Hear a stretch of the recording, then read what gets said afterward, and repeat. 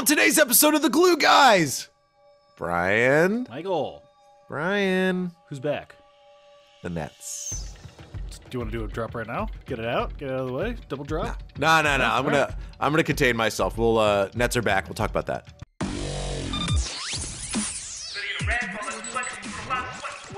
Welcome back to the Glue Guys. This is Mike here. Say hello, Brian. Check us out on Twitter at BKGlueGuys, Netsdaily.com.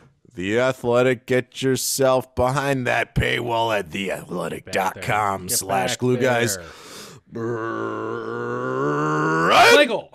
The Nets are back. Are you okay? Did I blast your ears? I like the way you barked at the end. Honestly and truly, deeply within our souls, the Nets. Yeah. The Brooklyn Nets, the Kevin Durant, James Harden, Kyrie Irving led Nets. Wow. Don't know how much I can still celebrate that, but they are on the precipice of being back. Brian, how are you? I'm good. I'm noticing in your background, things have changed. No more are we looking at what was, I don't know what that looked like before. A wall. It's called a wall. That was and no, a previous bedpost. place. No, it was like there was like a quilt hanging over. It looked like it was a this is for the YouTube audience. Yeah. Go to the Glue Guys on YouTube. That's right. Subscribe, smush the follow. Oh, nice dive in. Yes. So I moved. I have moved to a new house. In the old house, in the office, I was lucky enough to have my own office space. It was a floral background. It looked like one of those agoraphobic, like a quilt thing covering the agoraphobic. Yeah, like when you're afraid of going outside and you just have like all your windows covered with heavy blankets. And those people happen to love floral. Heavy blankets blocking the windows. That's what quilts often come in. They come in floral patterns, Anyways, Mike, we've won some games here, and woo! Basketball. We don't have to get. We're just gonna go right into the mailbag quick. But I mean, we did some. We have a ton of emails. Netspot@gmail.com. Thank you, everyone. I gotta say, this is the most we've ever gotten. So if we don't get to your email, we apologize in advance. But the email sphere is back and alive. Something about this Christmas miracle. The Christmas miracle of James Harden being back. I don't know what happened here, Mike, but he's dunking all over you, okay? Well, I'm going to shift to a different net. If killer comparison, Christmas movies, Kyrie Irving is definitely the one where, like, ghosts from future past visit him, right? What's that one? It's a Wonderful Life? I mean, that's actually there's a couple versions of it, but that's A Christmas Carol is the seminal film. I'm sorry, there's a great Muppet version of that. Shout out. I only really watch The Home Alone and Love Actually on Christmas. Those are my Christmas movies. Those are some good ones. The Holiday is great. We can The go. Holiday's we could fantastic. go 12 rounds on how weird that movie is. That one. There's a lot of weird. Have you ever seen the Family Stone? That's tonally the weirdest movie I've ever watched. There's something very strange going on there. We can talk. about remember it existing, but anyways, the Nets are back. Brian, the Nets are back. Sorry. Yeah. So James Harden on fire. Before we get to the email, can I just read one quote? I know there's emails probably about James Harden. Great, so this is after. So the Nets took a week pause because of COVID. They beat the Lakers on Christmas Day. I understand everyone's a little anxiety-ridden over the fact that the Lakers nearly came back down from 20 points to beat the Nets. But the Nets won the game. It's about W's and L's, baby. The Nets got the W. And then the Nets beat this very odd Clippers team that doesn't have Paul George or Kawhi Leonard. But they got Luke Kennard, Mike, so, no excuses. No excuses. Real Kennard in the coal mine. You know what I'm saying? Anyways. Classic. You're locked in. This is what James Harden said after this. So James Harden had probably his best game of the year, right, against the Clippers, I think. I would say so. Yeah. Okay. So like triple-double, 39 But just points. the way he did it, getting to the rim and finishing at will, taking everybody with a crafty first step. Just Bledsoe and his narrow hips were not ready for that level of mojo, Michael. This is what I love. This is after the game. The reporters ask James Harden, what's different? You had a week off because of COVID, or almost like 2 weeks. What's different? He says, I'm starting to feel good. I was starting to feel good right before then, that break, that COVID protocol or rest or whatever you want to call it. It could have went two ways. I just locked in on my body, my eating. And when I was able to start working out, I felt good. My body felt good. The thing I want to ask you, Brian, Lock it. He's now locking in on his eating. His eating has been locked. Most of us on the Christmas season, we lock out. We bust open the locker. It's a free-for-all for the eating. I've eaten, I think, about 15 cookies in 3 days. Wow. Officially. You're just staring right into the abyss, Mike. You don't care anymore. I'm not even adding in the amount of banana bread. I've eaten the poundage of banana bread. Oh my gosh. I'm happy for James Harden, professional athlete, making $40 million. Is now his eating's locked in. Oh, you're taking I'm that glad. path. No, I'm glad.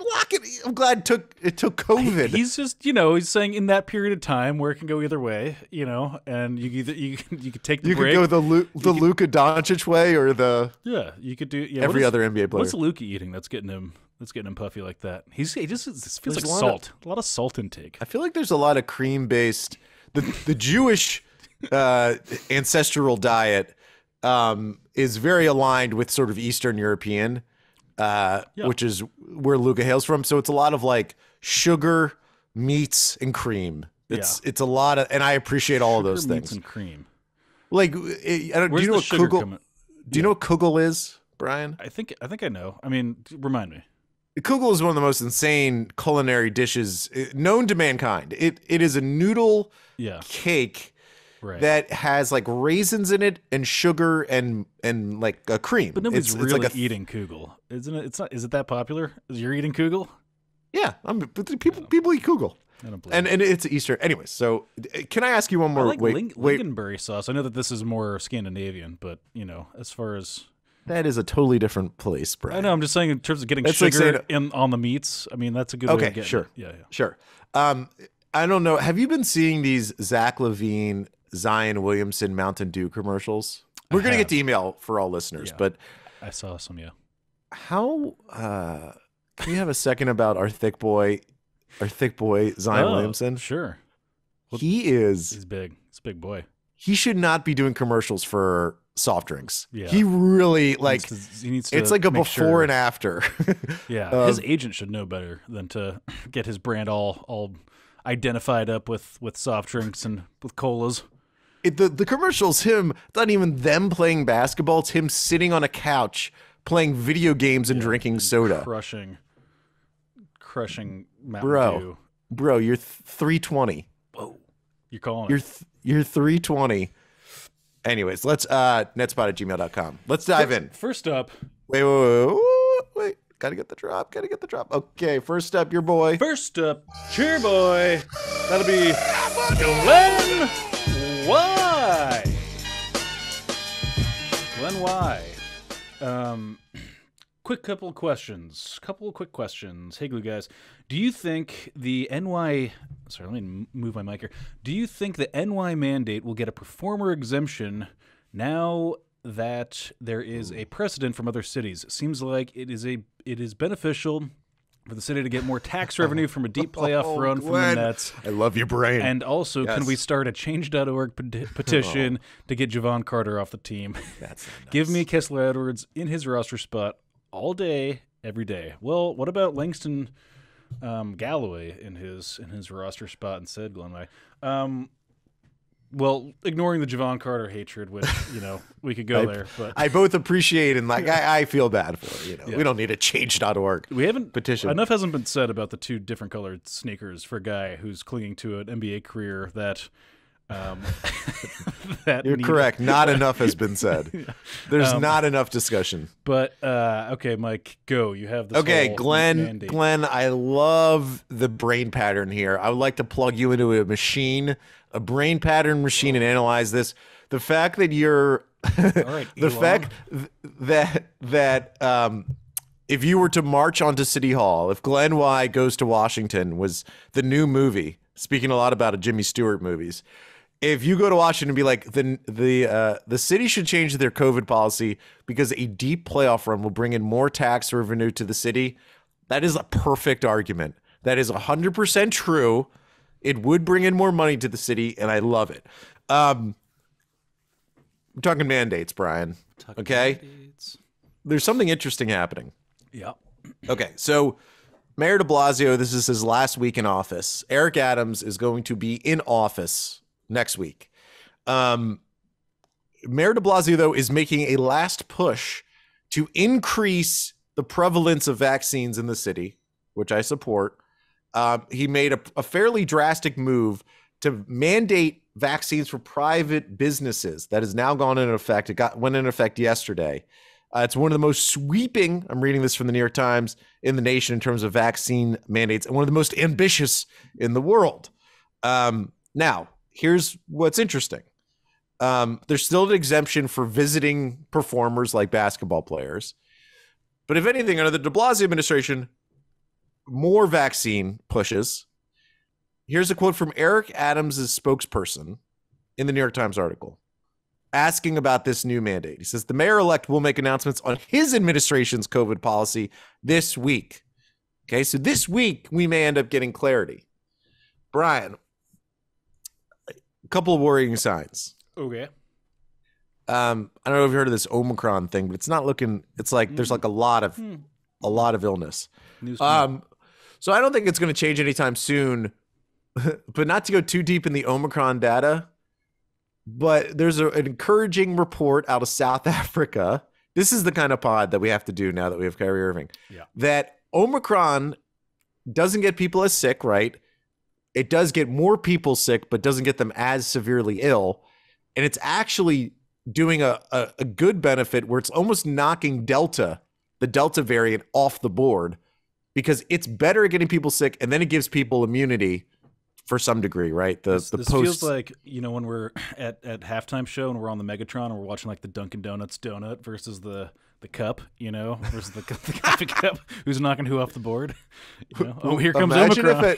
if at Barclays there was like the image that we all now know as the COVID, the spiky ball. Yeah. Mm-hmm. There's like different color spiky balls running around a track. Let's do it. Wow, what a depressing world we would be living in. Mm-hmm. And Kyrie Irving's like cheering on the sidelines en masse for it all. Okay, so there's a lot of data that you can dig team into. Omicron, though, you would say. Over Team Delta? Yeah. Yeah, I'm very pro Omicron, hugely pro Omicron versus Team Delta. You said it. Clip it right there. Basically, the big thing is that Eric Adams, the new mayor-elect, soon-to-be mayor, hopefully will be clarifying how he feels.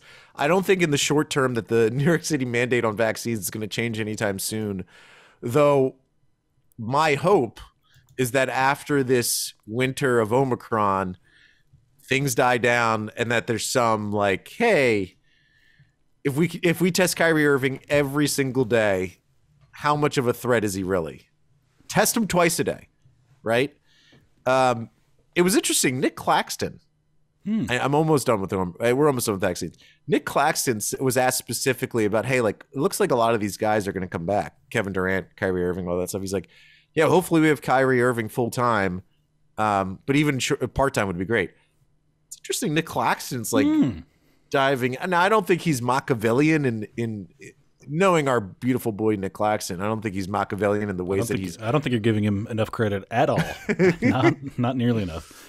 I just wonder if there's like a small chance. There's been small discussion of Kyrie saying, "Hey, like I'll get vaccinated." The thing is, he's just now tested positive 2 weeks ago, so he may not feel the need to get vaccinated until the spring. And then, what a conversation! Anyways, like, I have to pause myself and be like, "What conversation we have?" Anyways, next up, yeah, let's do basketball. How about, wait! You gotta give me a sec. Next Ryan, I'm sorry. Sure, boy. That'll be Eddie America Mensa. Sorry. I'm trying to channel my Bruce Buffer, the guy from UFC. Yeah. He's got a good grit to it. It's going to make me have to clear my throat, though. Thank you, Eddie. He says, why is there such an obsession from our Nets fan base to start Joe Harris no matter what? I think Patty Mills is simply more clutch. And Joe Harris is a defensive liability. We are overthinking the second unit because we can always play Harden, Patty, or Kyrie with Harris in the second unit. Benching Patty could potentially impact his rhythm. Mike, Eddie America Mensa he also says, Happy Holidays, Glue Nation. So that's for everybody. Eddie brings up an interesting point. Patty Mills has ascended. He has ascended. He is a, pretty obviously a starter level combo guard in the NBA level, Mike, at the NBA level. What do we do with all this talent? How do we stagger it when both Kyrie and Joe Harris, two perceived starters, are coming back not too long after one another?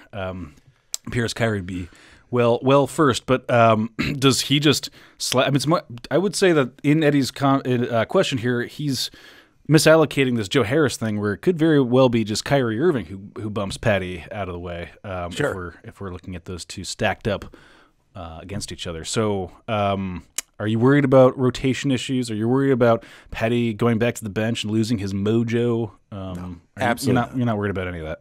I am so convinced. I've so thoroughly enjoyed the Patty Mills experience. It is even greater than what I expected. And when the Nets signed Patty Mills, you and I, like everyone else, but you and I would talk specifically about how Patty Mills is like one of those guys who will win you like a playoff game or two, even a finals game, by just hitting a big shot or having like a 30-point He won Christmas for us. He did Christmas. He won Christmas.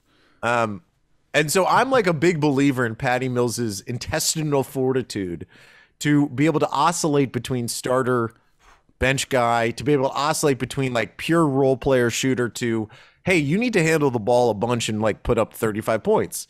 He is this unique role in the NBA where he can both be the microwave scorer or just be a guy who's like a background player at times and just hitting open shots. Yeah. So I have all the faith in the world. But I guess my question to you, would you prefer the lineup of Kyrie, Harden, Kevin Durant, any big, whether it's LaMarcus or Nick Claxton, and Joe Harris as a bigger wing defender? Not that Joe's a great defender, but at least he's got more huskiness to him, more height. Or do you just go pure, we're going to set fire to the world, and Patty Mills is going to be there? Patty's a better ball handler than Joe. I mean, they're both pretty much equal as shooters at this point, which is crazy to say.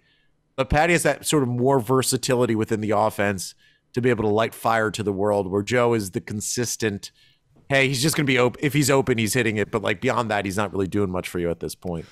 Where do you slot that in? Where do you think is maximized? I still like Patty Mills coming off the bench when everyone is back with this team. I mean, honestly, and this isn't how basketball lineups work, but I think Patty is just the better player at this point. Yeah, I agree with that. Which is, a weird way of thinking about it, because that's not, necessarily what's important.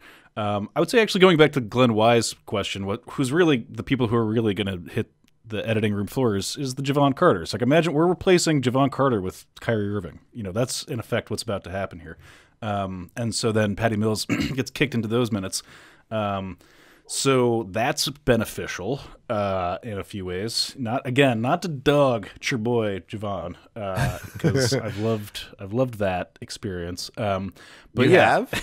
Wait, I just had to make sure. I have not. You were just trying to be nice. I'm being nice. There's not a lot there that I like, but but anyways, I guess like I think Joe Harris does just get slotted back into the starting lineup.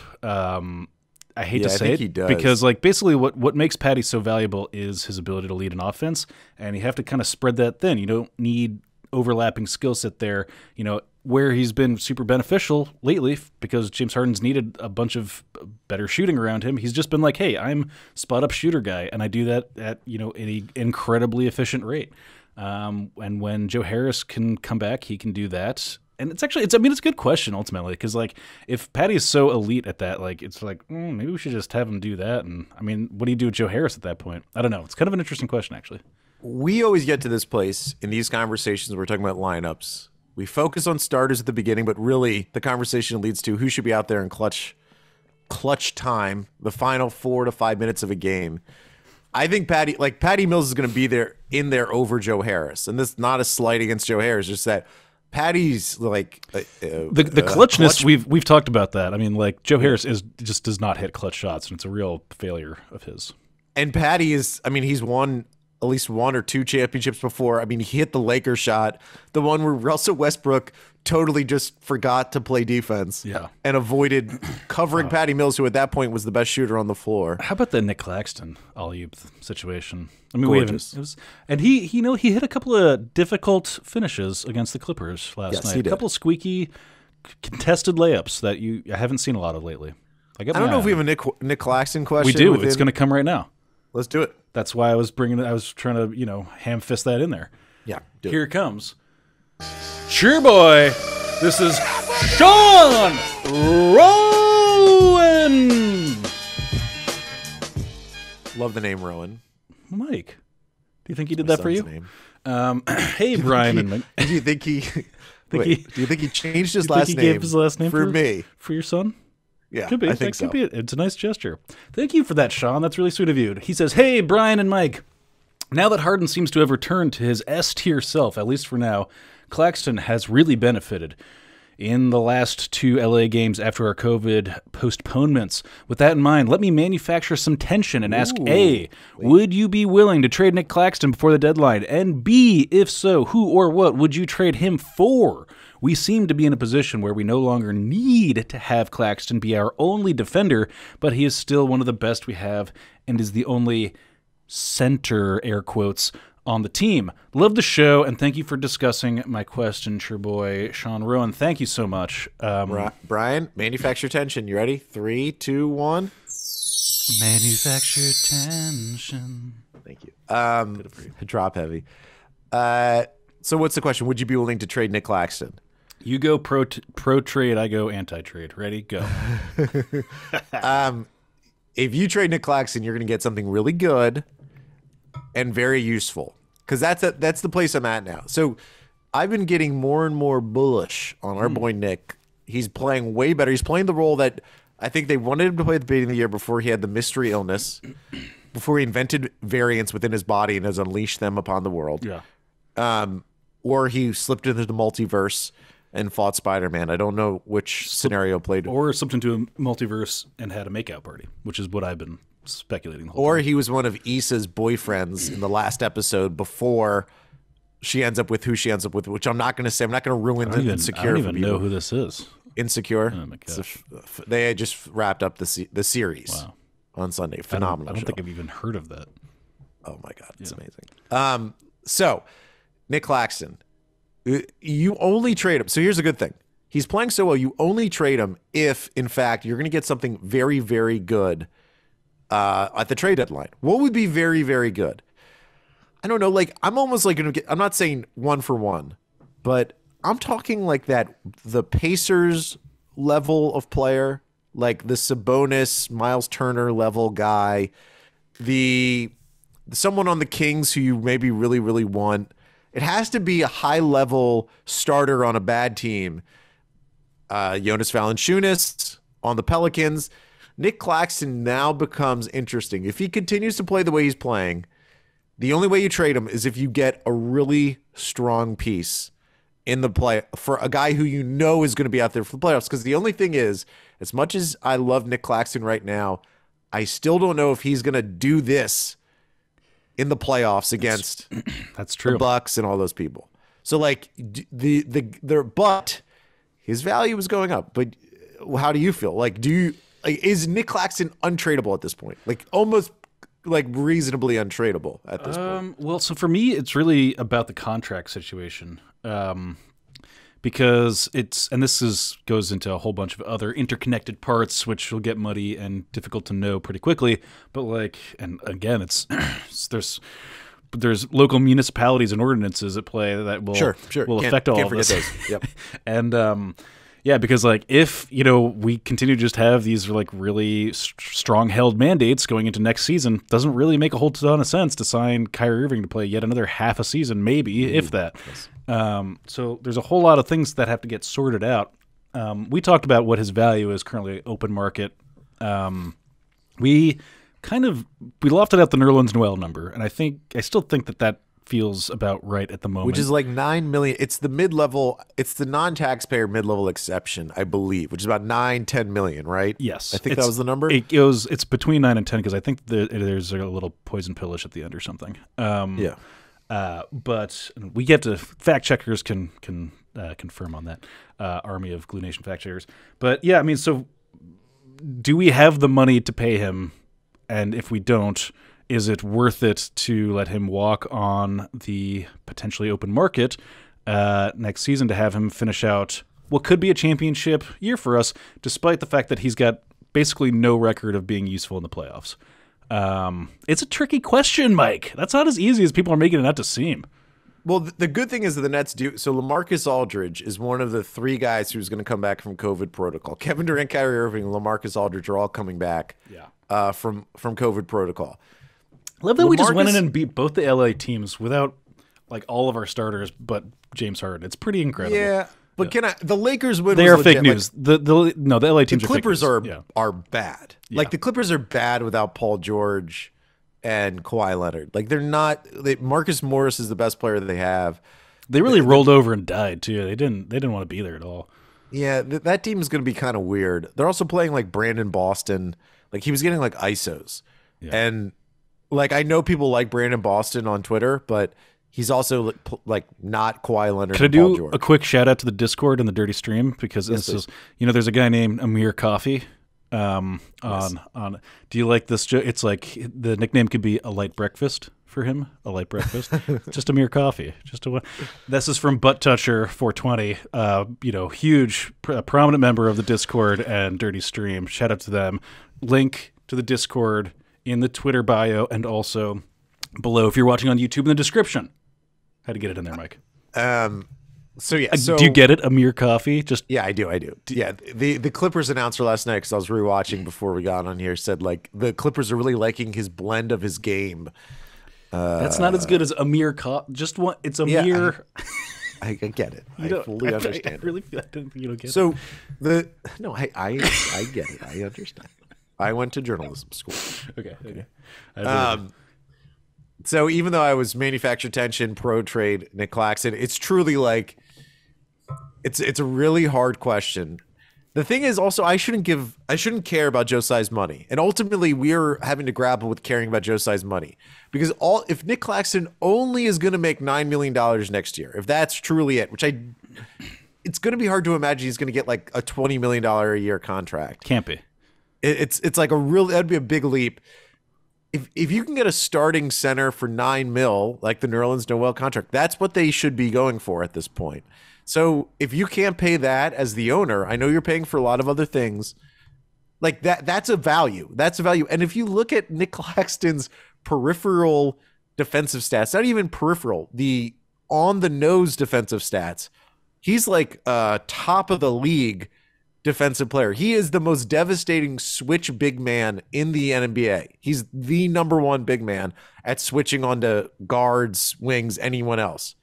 He's obviously not like a fantastic pure man-to-man post defender, but there really aren't that many guys like that anyways in the NBA. I know you can be afraid of Embiid. Giannis is not technically a post-ish player, but he operates in the post at times. Jokic, but ultimately the thing you value as a big is switchability. Claxton's the best at that. It just comes back to the playoff question. And I do get a little worried that like we're going to get to the playoffs and he's not going to realize, oh, I have to play better. Mm-hmm. And he's not going to be able to play better. So it's like, who are you going to get? Is Miles Turner ultimately that much better? I don't know.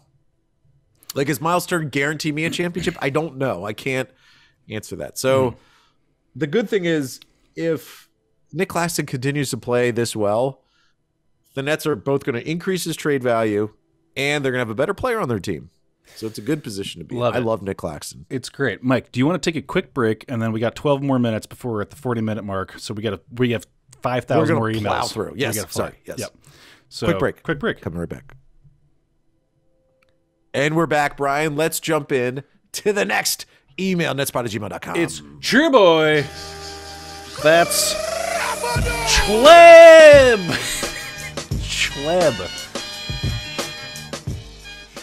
Chleb. Chleb. Chleb. Got it.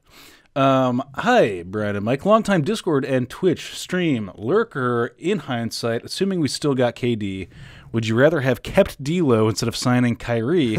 Also, what are the odds of a Sean Kilpatrick 10-day in the midst of health and safety protocols? Chubb, love it, love you. Thanks for being there, but no. No D'Lo? No D'Lo for you? No. I mean, yeah. We talked about this really early on in how there was that conversation. It's like, why are we even doing this? D'Lo's like basically Kyrie, and it's just so different, just so vehemently different. Yeah, drastically different. And it's really just a matter of like we'd never had talent of this level. It's taken a while for like. We've become jaded now and we've taken it all for granted, that happens immediately. It's really amazing how the human condition can just adapt to, being a snob or being like a victim so quickly, So we're snobs now and not victims, and I don't have to, advocate for D'Lo anymore and is inefficient, Chucky, but, aesthetically pleasing, and I like him a lot, but it's just not the same. It just ain't it. I'd rather have part-time Kyrie than full-time D'Lo. Damn, there it is, and I agree. Sean Kilpatrick 10-day, I love it. I got upset when the Celtics signed Joe Johnson to a 10-day. Dude, I've been loving this weird little narrative in the middle of the season of like a new challenger has arrived, like random callback nostalgic players. This has been fun. I really can't believe that Jamal Crawford, I mean, everyone says this, but like the Nets should have signed Jamal Crawford just for the fun of it. Yeah. Just to bring him back and let him ball out and score 40 and then ride off into the sunset like he should. Get him that championship ring. Let him get a championship ring. Okay, next up, Cheer Boy. That's Cheer Boy. Corey Cantor.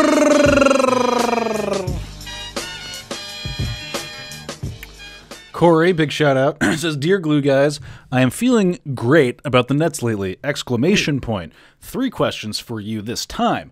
What longer-term lessons can the team take from this COVID stretch going back to the last 6 games? COVID's bad. No. Longer term. Well, I mean, Harden learned some new eating habits, so that's benefit. Hopefully that'll stick. He started working out. Yeah, he did look like actually kind of thinner. Like I was watching in the Clippers game. I was like, did you see? I don't know if this is a real video, but there was a video of someone said after the Clippers game. There's video of like Harden, and I've seen it. I just don't know if it's really after the Clippers game. He's shirtless, laying on like a bench, doing like leg lifts, and he's pulling up like a tricep, like a weight with his triceps, and like post game, and I was like, dude, Harden's like, he's like Rocky in Rocky 4. He's in his cabin training to fight some Russians. I swear, I mean, I love James Harden so much, and it's very, this is like exactly how any guy off the street works out, or like he's just like, spontaneously does it, for a couple weeks, loses some water weight. It's like, I'm back, boys. Very Dude, relatable. I had a stomach bug and I lost 8 pounds in 2 days, and I was like, God, I should wear a Speedo right now. Immediately bought a floor-length mirror. Yeah, exactly. I get it.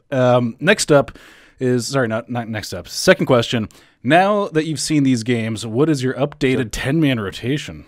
Okay, so let's go quick. Harden, Kyrie, Kevin Durant. That's what's kind of hard, is that there's 2 different teams, road team and home team. But so the big 3: LaMarcus, Nick Claxton, Joe Harris, Patty Mills is 7, Bruce Brown, DeAndre Bembry's 9, and then 10 is, I'm probably missing James Blake? Johnson. Oh yeah, did you get Blake? James Johnson? Yeah, James Johnson. I didn't put Blake in there. I mean, it's like Blake he or comes James Johnson. Yeah, and then like not playing is Paul Millsap basically. Javon Carter's not going to play. Cam Thomas is not going to play. Kessler Edwards should get 48 minutes. Cam Thomas had his moment, and again, I'm not dogging him. I swear I'm not dogging him. He didn't execute like I thought he would. I'm just saying, he didn't like it's the holiday season. That's how I hoped. It's the holiday season. And his third question: what sort of upgrades do you still think the team needs, and when should Javon Carter start watching his back in case that upgrade becomes available? So it seems like Corey's got his answer. Mike, do you think a third-string point guard is what we're in the market for? Because I don't know that once Kyrie comes back, and presumably him and Patty are taking up those minutes along with Harden. I'm not super worried about the PG rotation. I don't know. I mean, what do you think I could see like a George Hill type. There's really only one George Hill, which is like George Hill goes from contender to contender, plays a limited amount of minutes, but he hits open threes. He plays okay defense, and he doesn't seem to ruffle feathers. No feathers are ruffled under George Hill. Yeah. Like, I could see that type of guy, but I don't know who that is right now in the NBA. Like, I don't know who is that backup point guard who doesn't really care about playing. It's weird to say. He's a steady hand. I don't know that there's a whole lot of like immediate, like once we have Nick Claxton activated in a pick and roll position, and we have Kyrie come back to be ball handling, combo scoring minded guard, penetration bro. I think we have basically, I mean, I can't think of something that immediately on my list here, on Santa's list. Well, and I think James Johnson, I really like how James Johnson operates on this team. Like, if we remember the Lakers game, who is the guy who threw the ball to Patty Mills when he hit that open three? It was James Johnson. James Johnson just has a gift operating in the paint and then finding shooters outside. Like, he is a high assist guy for such a low usage player. And like, he's an awkward, I don't mean awkward in a bad way. He's just like an unusual big. And I've kind of like discovered, or I think maybe he's discovered what his actual like offensive weapon is, which is his like weird, just squeaker baseline layups that he's been getting to go randomly. He's been a nice addition. So like, I think the one spot you'd want to upgrade is like a true 3-and-D bro. You know, like another like kind of taller. If you have a guy who shoots 40% from three and plays some D, that would be great. And meanwhile, you have Kessler Edwards, who's going to evolve into that role in no time. So, beautiful. Thank you, Corey. Next up, Cheer Boy. That's Dan Giacovelli. I went with the traditional pronunciation of that last name. So this is a two for. Well, he said. Yeah, I get it. This is about the health and safety protocols update. But so before you even ask the question, all right, so basically, and I'll read it. How does Steve Nash continue to get this level of play from Harden once our Scary Hours crew is back in business? Mm-hmm. So he's really asking about how can we maintain James Harden's play? And then he emails us again and saying, well, 10 seconds after I sent this, I'm seeing that Kevin Durant, Kyrie Irving, LaMarcus Aldridge are coming back. Thank you, guys. You're the best podcast ever. I love you. You're the best. I'm going to name all my children after you. I'll donate $10 million in your name. Dan, that's so sweet. Wow. Thanks, Dan. For you saying that. So I'm going to ask you two questions, Brian. Off of Dan's question, real quick. Is James Harden back? Yeah. That's all I need to see. I just need the 2 games. I'm being serious too, which is he's just such a weird phenomenon. I just believe it. Without enough evidence, not even close to enough evidence, I believe it. I feel he's more back than I've seen him all year. Like as you talked about, the burst is there, the step back 3 is there. What did he have? Like, did he have 17 free throw attempts against the Lakers? And I think now like 4 of them are at the end of the game. But still, 17 free throw attempts. He was like his free throws galloping are like back. He was galloping back on defense. He just seemed springy. What is in his diet? What did he take out and what did he put in? Truly, because we have to know. We gotta know if he's gonna go straight. This is my diet. More chickpeas. Always that iron gives a little iron boost. Chickpeas are good for you. Do they have iron? Is that a thing? Yeah, big iron, all packed with iron, Brian. Okay, all right. You can listen to Dr. Oz more often. Second question for you. Oh, maybe one of our other guys asked this question, but I'm just going to dive in and ask it for you. Kyrie Irving's going to be a part-time player. He's only going to play on the road. We think he's going to play. The first game back will either be the Pacers game next week or the Bulls game the week after. Okay? It's probably the Bulls game the week after. If you're Steve Nash, when you have those road games with Kyrie, do you maximize the time with the big 3? Meaning you play those 3 players basically together the whole time so that they get their chemistry together? Or do you use it as an opportunity to kind of let like Harden rest a little bit, like let Kyrie get back in the groove of things, like Kevin Durant rest a little bit, where it's like there's going to be like Harden's going to sit a game that Kyrie's going to play just to get his body right, continue to get the good food, get that chickpea that iron deficiency, up the iron? Or again, do you maximize the minutes? You do everything you can to play those three together. You know, it's so interesting because it's such a weird and it's a new age COVID problem to have, because basically we've got two separate rosters for away and home games, and it's like, what's better? Like basically getting the roster so that when they have the away games, they're super adapted or comfortable playing together, or get it so that the people who are playing when Kyrie's not playing have more reps together and have basically creating it so, you know what I'm saying? Like, yeah. I can't decide what's actually better. I mean, I think like the goal would be like, okay, you want to play at the highest elevated, power potential of the team when it counts the most, but you can only do that half the time. So it's still a weird problem to have. I don't know that I have I know that your answer for this is that you want them to get that chemistry right away. Yeah. But I'm not sure. I'm not sure if I want to spread that thin. Well, you almost have to play it with Nash. You don't want to play them playoff minutes, but you want to play them how you would use them in the playoffs. And I think you really have to, I think no matter what, Kyrie, when he's on the floor, should be playing with James Harden or with Kevin Durant all the time. Because there's really no use for me if it's just like Kyrie lineups with Patty Mills, Joe Harris, Nick Claxton, and, James Johnson. There's not a value in that besides the fact that like Kyrie can just, do iso ball the whole time and really get back in the flow of things. I almost don't even care about Kyrie Irving's flow because he's a part-time player, and it will be impossible for him to achieve maximum flowage. Yeah. Yeah. He's got some gunky pipes. And there's no plumbing snake in the world that's going to ungunk those pipes because he's a part-time player. It's going to be really interesting, trying to predict how I'll feel about Kyrie Irving coming in, and imagine if it coming off the bench. There'll be such a microscope on away versus home records and stuff like that, in a way that I'll never have paid attention to this kind of thing before. It's going to be super compelling, and people are just going to be looking to. They have their pitchforks ready for this dude, one way or the other. So if either side of that is substantially lopsided, it's gonna be an issue. Well, he doesn't care what those issues are. I mean, whatever. Yeah, at this point he's so far gone. Yeah. I mean, it's kind of crazy. That Bulls game, do you know what time that game is? It's a 10 p.m. tip. What? Why?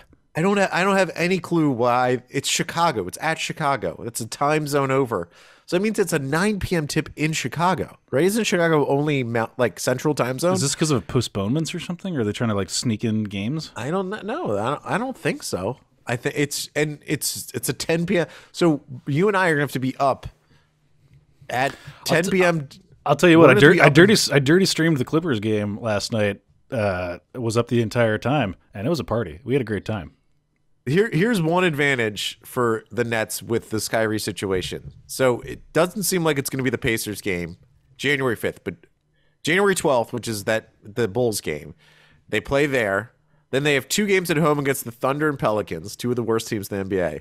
Then they play 4 games on the road, 2 games at home, and then 5 games on the road. So pretty immediately, with Kyrie coming back, he's going to knock out 10 road games in the span of 14 games. Which will allow some chemistry. And then after that, it's like a mix of road and home where there's no long homestand. I mean, really, for the rest of the season, the Nets' longest homestand is 3 games in March. The rest of the season, it's pretty much oscillating between road and home, and mostly it's road games. So we're going to see a lot of Kyrie Irving, and then the season's over. And hopefully he gets vaccinated so we can play in playoff games. Let's do one more email or 2 quickies. Okay, we're gonna fly through this. First up, cheer boy. That's Vishesh. I didn't do the sounder. You want to do it? I'm gonna give him the Podnaughty, Mike. That was horrible. Bad job by me. I'm trying to And manufacture. here Vishesh, he says, I'm Vish, a long-time Nets fan who just discovered the pod during the Oh. pandemic, Mike, and you've ruined his intro. You son of- Sorry, Vish. I guess there were some probably. good things that came out of lockdown. Hey, that's a silver lining.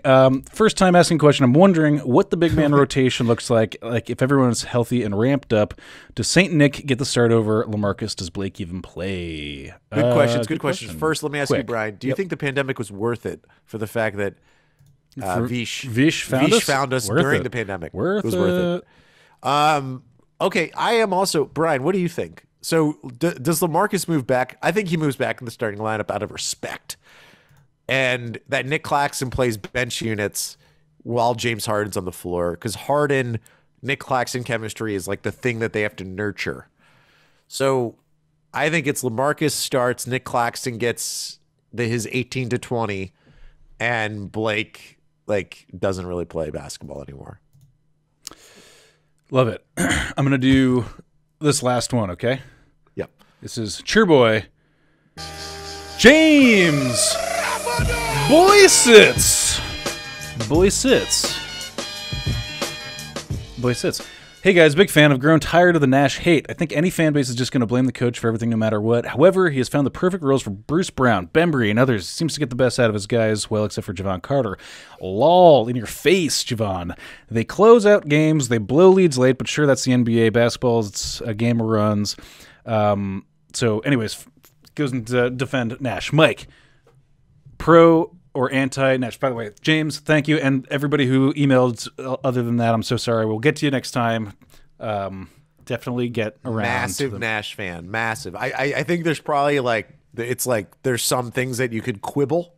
There could be quibbling, but he figures out how to maximize role players. He's willing to tell role players and banish them to the bench and basically be like, hey, you're not good enough, but stay ready because we may need you later.